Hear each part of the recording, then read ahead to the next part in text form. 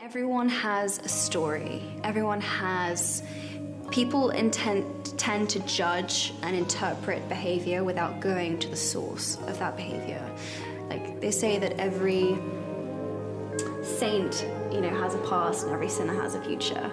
And it's so true. You can't... I don't know, people can change and people make mistakes and people are human, and you kind of need to love them for that. And I hope that people take that away, finding a way to love their imperfections and love themselves. And really, you can't truly accept other people until you accept yourself, and you can't really accept yourself until you accept other people. It kind of all weirdly goes hand in hand. And when you show kindness and compassion for yourself, and you're able to extend it, and it's all inextricably linked. Desire can sometimes trump talent. Think about that. So that you may not have as much talent as you think you have. But if you have the desire, your talent will find you. And I would say this to anybody, is that, you know, it's really, it's easy to embrace hopelessness when things seem insurmountable.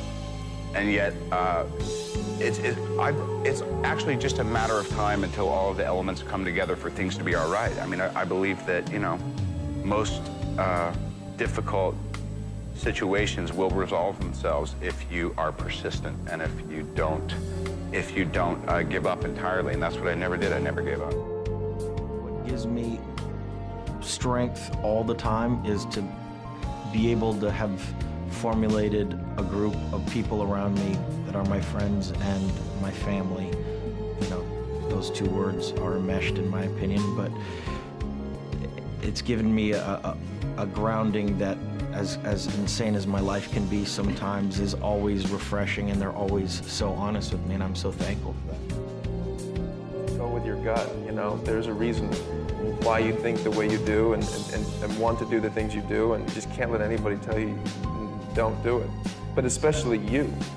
Don't allow you to tell you not to do it. You know, the loudest voice that's a contrarian is usually me.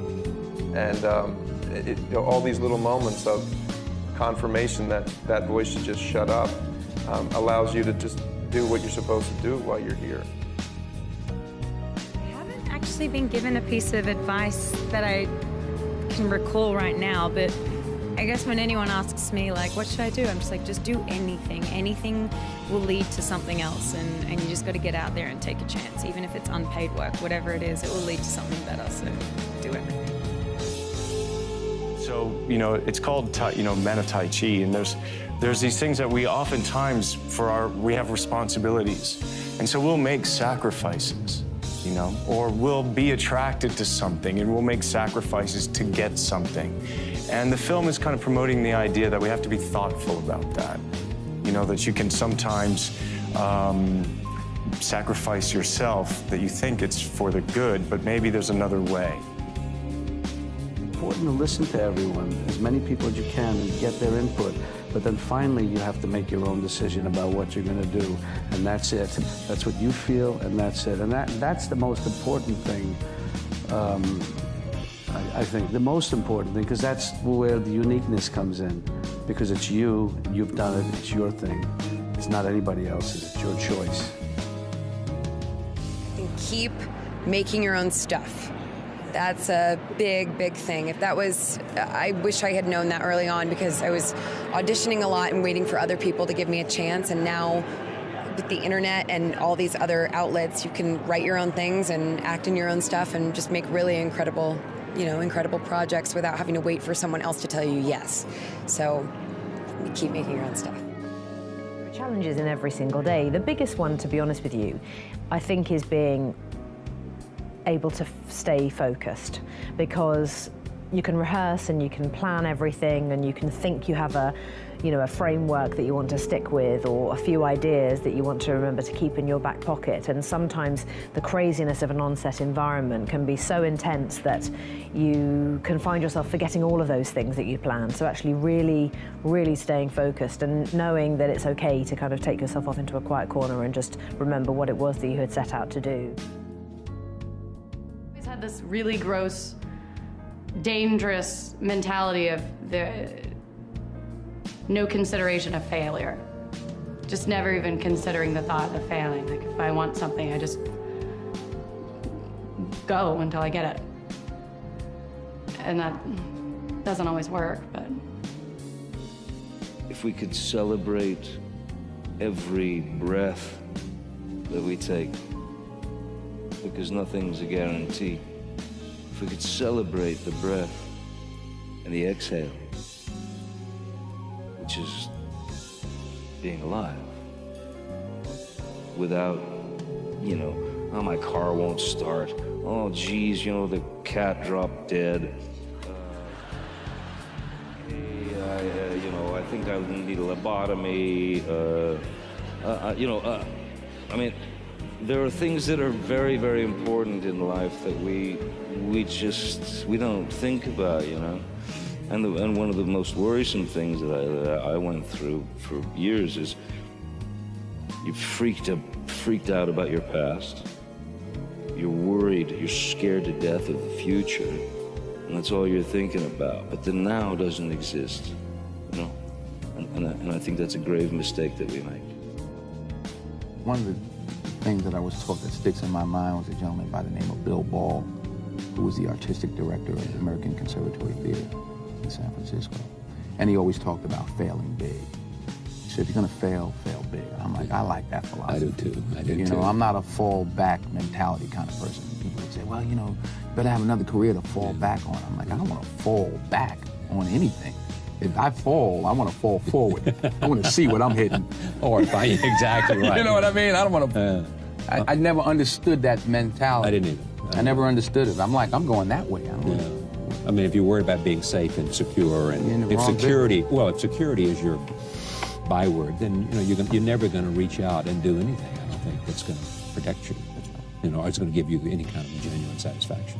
And if you're worried about that, then It was an old IQ. In other words, if you're a sailor, you would never leave port. Right. You only care about security. There was an IQ question. I think it was an IQ question, where they had 9 dots. Yeah. And you had to connect the dots, I think, with 5 lines without lifting the pencil. The only way you could do it was to go outside the box. Yeah. People sit there within it, go, oh man, you can't do it. Well, you can't. Nobody said you can't go outside the box. Yeah. I've worked out of necessity. I've worked on things that I would have preferred not to work on. But I need to. You've got to live in the real world, and you have kids and responsibility and paying bills like everybody else. When you're young, when I was 20, and I was not a care in the world, it can. I just had such a fixity of purpose, and I wouldn't compromise, but you can afford to when you don't have those other responsibilities. When you're a grown up and you're in the real world, you've got to, So it's taken me. I've not always been completely in control of the reins of the career. And occasionally there have been times when I can direct it and steer it. I mean, a lot. I think specifically when you're working, you have to.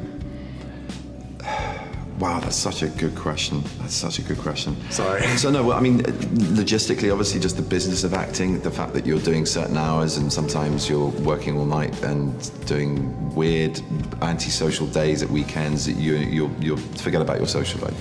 that's a sort of sacrifice to commitment. It's nothing quite on the level that Julian sacrifices, but you don't get to see your family, you don't get to see your friends, you are removed from the reality of your life to pursue a given goal, so there is a kind of comparison. I guess you sacrifice a part of yourself because you're exposing either end of the spectrums of acting, whether it's just variations of who you are or whether it's completely descending into a different character and persona.